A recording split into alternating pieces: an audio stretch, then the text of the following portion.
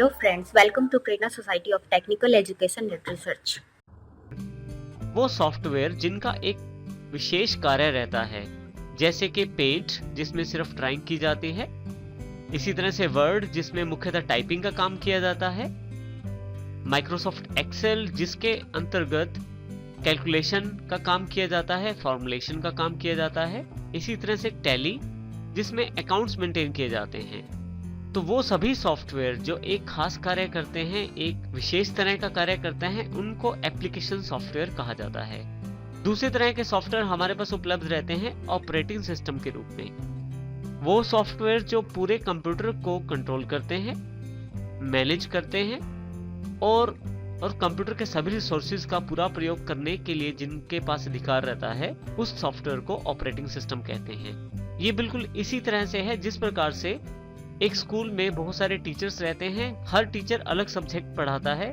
जैसे मैथमेटिक्स का teacher maths का, इंग्लिश का टीचर इंग्लिश का, साइंस का टीचर साइंस का सब्जेक्ट पढ़ाता है। जैसे कि हमारे पास एप्लीकेशन सॉफ्टवेयर जो एक खास कार्य करते हैं, परंतु उन सभी टीचर्स को सहयोग करने के लिए स्कूल या कॉलेज में एक प्रिंसिपल अवेलेबल रहता है, जिसका कार्य उन सभी टीचर्स को सहयोग करना है। तो प्रिंसिपल के रूप में हमारे पास यहाँ ऑपरेटिंग सिस्टम रहता है, जिसका मुख्य कार्य कंप्यूटर के सभी रिसोर्सेज का ध्यान रखना होता है और उनका प्रॉपरली प्रयोग करना होता है।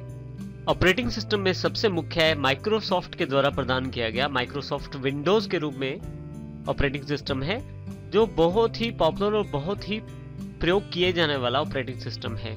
इसके अतिरिक्त लाइनेक्स, यूनिक्स और उबंटू भी बहुत ही महत्वपूर्ण ऑपरेटिंग सिस्टम है। यदि हम इन सभी चीजों के बीच में जो अभी तक हमने अध्ययन किया है, उन सभी के बीच में रिलेशन क्रिएट करें, तो हम देखेंगे कि हम यानी कि यूजर्स जो कंप्यूटर का प्रयोग करते हैं, वो मुख्यतः अपना कार्य एप्लीकेशन सॉफ्टवेयर के साथ करते हैं। एप्लीकेशन सॉफ्टवेयर अपने कार्यों को करवाने के लिए ऑपरेटिंग सिस्टम को कमांड्स देते हैं और फिर से ऑपरेटिंग सिस्टम अपना कार्यों को करवाने के लिए हार्डवेयर रिसोर्सेज का प्रयोग करते हैं और इसके लिए वो हार्डवेयर को कमांड्स देते हैं। इसका अर्थ ये हुआ कि ऑपरेटिंग सिस्टम के बिना आप कंप्यूटर से कार्य नहीं ले पाते। तो सबसे पहले कंप्यूटर में एक ऑपरेटिंग सिस्टम होना चाहिए, उसके पश्चात आप उसमें एप्लीकेशन सॉफ्टवेयर डाल सकते हैं और ऑपरेटिंग सिस्टम ही वो माध्यम है जिसके द्वारा हार्डवेयर से कार्य लिया जा सकता है। नेक्स्ट हमारे पास है सीपीयू। सीपीयू का अर्थ होता है सेंट्रल प्रोसेसिंग यूनिट। सभी प्रकार के कार्य सीपीयू के द्वारा ही किए जाते हैं। जितनी भी डिवाइसेस इनपुट या आउटपुट, सभी डिवाइसेस सीपीयू के साथ ही कनेक्टेड रहती हैं अपना कार्य करने के लिए। और यहाँ यदि हम ध्यान से देखें तो हमारे पास कीबोर्ड और माउस के साथ तो कमांड्स दी जा सकती हैं, जिनको सीपीयू को दिया जाता है और उन कमांड्स के आधार पे सीपीयू उन कमांड्स पे प्रोसेसिंग करके आउटपुट प्रदान करता है, जो एलसीडी या एलईडी पे, यदि आपको प्रिंटेड चाहिए तो प्रिंटर पे, और यदि वो ऑडियो फॉर्मेट में है यानी कि सॉन्ग्स या गाने हैं तो आप उनको स्पीकर में भी सुन सकते हैं। यहाँ ये ध्यान दीजिए सीपीयू में मुख्यतः दो बटन होते हैं। जो बड़ा बटन होता है उससे आप कंप्यूटर स्टार्ट कर सकते हैं और छोटे वाले बटन से आप कंप्यूटर को रीस्टार्ट कर सकते हैं। सभी इनपुट डिवाइसेस में से सबसे मुख्य डिवाइस रहती है माउस। माउस जिसका प्रयोग कंप्यूटर में कमांड्स देने के लिए सबसे ज्यादा किया जाता है। एक माउस के मुख्य भाग आपके सामने हैं। सबसे पहले इसके पास एक लेफ्ट बटन, एक राइट बटन और एक स्क्रॉल बटन होता है। लेफ्ट बटन को लेफ्ट क्लिक भी कहते हैं, राइट बटन को राइट क्लिक भी कहते हैं। यदि आप कंप्यूटर में कोई चीज सिलेक्ट करना चाहते हैं तो लेफ्ट बटन का प्रयोग कर सकते हैं। इसके अतिरिक्त भी इसके बहुत सारे प्रयोग रहते हैं लेफ्ट बटन के। इसके साथ ही यदि आप किसी चीज की प्रॉपर्टीज के बारे में जानकारी चाहते हैं तो आप राइट बटन का प्रयोग कर सकते हैं। बहुत सारी एप्लीकेशंस पर राइट क्लिक करने पे उनके बहुत सारे मुख्य ऑप्शंस अवेलेबल हो जाते हैं। इसी तरह से जो स्क्रॉल बटन रहता है, यदि आपका डॉक्यूमेंट या पेज बहुत बड़ा है तो आप उसको स्क्रॉल करके देख सकते हैं, अर्थात ऊपर नीचे करके देख सकते हैं। एक डेस्कटॉप कंप्यूटर को असेंबल करने के लिए हमें जिन जिन पार्ट्स की आवश्यकता है, अब हम बारी बारी से उनकी जानकारी लेते हैं। पहले हम देखते हैं कि हमें किन किन पार्ट्स की आवश्यकता होती है एक अपना पीसी असेंबल करने में। सबसे पहले यदि आप देखें तो हमें कैबिनेट, दूसरे नंबर पे power supply, motherboard, CPU, RAM, hard disk, keyboard, mouse, DVD writer, speakers, screen और अंत में ऑपरेटिंग सिस्टम सॉफ्टवेयर, इन सभी को मिला के हम अपना कंप्यूटर असेंबल कर सकते हैं। अब हम बारी बारी से इन सब की विशेषताएं देखते हैं और इनके बारे में जानकारी प्राप्त करते हैं। सबसे पहले बात करते हैं हम कैबिनेट के बारे में। कैबिनेट जो है वो मेटल बॉडी की या प्लास्टिक बॉडी की एक बॉक्स की तरह होती है जो कंप्यूटर के बाकी कंपोनेंट्स के लिए एक कंटेनर का कार्य करती है।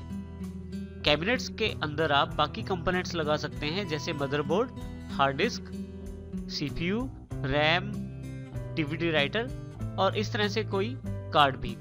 आप यदि यहाँ ध्यान से देखें तो आपके पास यहाँ फ्रंट लुक दिखाया गया है कैबिनेट का, और इसी तरह से एक कैबिनेट अंदर से कुछ इस प्रकार की दिखाई देती है जिसमें काफी सारी वायर्स रहती हैं। कैबिनेट में जो वायर्स रहती हैं उनका अपना इंपॉर्टेंस रहता है। हर एक वायर एक अलग फंक्शन को रिप्रेजेंट करती है। यदि हम यहाँ देखें ध्यान से तो सबसे पहले देखिए हमारे पास फ्रंट पैनल की वायर्स हैं, जिसमें सबसे पहले हम बात करते हैं पावर लेड के बारे में। पावर लेड का अर्थ ये है कि जो इंडिकेटर के रूप में एक एलईडी लगी होती है कैबिनेट के बाहर, उसको पावर देने के लिए हम पावर लेड का इस्तेमाल करते हैं। अर्थात जब हम ये पावर लेड मदरबोर्ड में लगाते हैं तो हमारी कैबिनेट के बाहर लगी हुई एलईडी जलने लगती है जब हमारा कंप्यूटर ऑन होता है, और ये एक इंडिकेशन होता है कि हमारा कंप्यूटर ऑन है या ऑफ है। यदि हमारा कंप्यूटर ऑन है तो पावर लेड ऑन रहती है, यदि हमारा कंप्यूटर ऑफ है तो ये पावर लेड ऑफ रहती है। इसी तरह से एसडीडी लेड रहती है। आपकी हार्ड डिस्क यदि कार्य कर रही होती है तो ये एसडी लेड आपको ये जानकारी देती है कि हार्ड डिस्क का कार्य चल रहा है। एसडीडी लेड भी आपके पास कैबिनेट के ऊपर इस स्थान पे उपलब्ध रहती है। इसी तरह से नेक्स्ट जो केबल है वो पावर एसडब्ल्यू है। पावर एसडब्ल्यू से अर्थ पावर स्विच से है। आप कंप्यूटर को ऑन ऑफ करने के लिए जिस स्विच का इस्तेमाल करते हैं वो इसी तार से जुड़ा होता है, और ये जो पावर एसडब्ल्यू केबल होती है ये मदरबोर्ड में पावर पिन्स के साथ कनेक्टेड हो जाती है।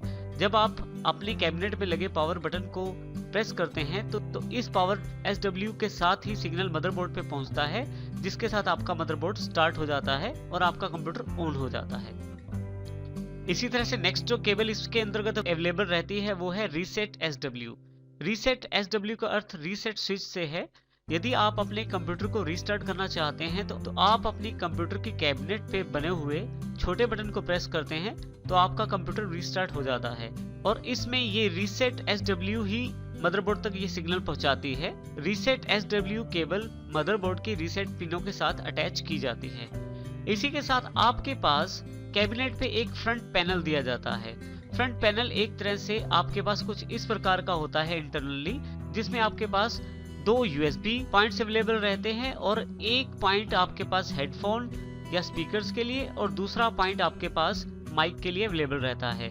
आंतरिक रूप से ये तारें मदरबोर्ड के साथ जुड़ती हैं, जिनसे आप यूएसबी और स्पीकर्स या माइक की फंक्शनैलिटी को कैबिनेट के आगे वाले कनेक्टर से ही प्रयोग कर सकते हैं। इसके लिए अंदर की तरफ बने हुए 2 जैक होते हैं, एक यूएसबी और दूसरा ऑडियो। यूएसबी आंतरिक रूप से कुछ इस तरह का होता है। यदि आप यहाँ देखें तो आपके पास 10 पिनों में से एक पिन गायब है, और यूएसबी पॉइंट के लिए ये सबसे लास्ट पिन रहती है। इसी तरह से यदि ऑडियो पिन देखें तो ऑडियो पिन में भी 10 पिनों में से एक पिन गायब रहती है जो सेकंड लास्ट पिन रहती है। तो ये दोनों के बीच का अंतर होता है यूएसबी और ऑडियो जैक्स के लिए। ये दोनों बिल्कुल हमारे मदरबोर्ड के साथ कनेक्टेड हो जाते हैं। तो नेक्स्ट टाइम जब आप स्पीकर्स या माइक या यूएसबी डिवाइस लगाते हैं अपनी कैबिनेट के फ्रंट पैनल पर, तो उनको ये कनेक्टेड कर देता है मदरबोर्ड पर इन 2 कनेक्टर्स की सहायता से, जिसमें एक यूएसबी और दूसरा ऑडियो के रूप में उपलब्ध रहता है।